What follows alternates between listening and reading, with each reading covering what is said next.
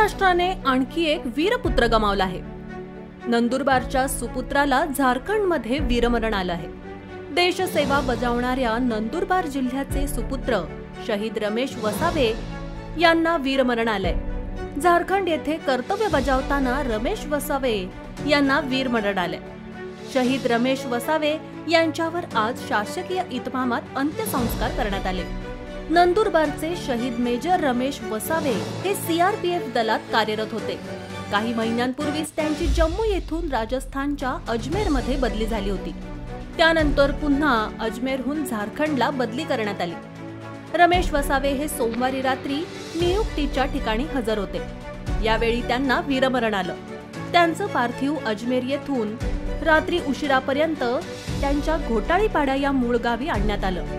त्यानंतर आज सकाळी त्यांना मानवंदना देऊन शासकीय इतमामात अंत्यसंस्कार करण्यात आले।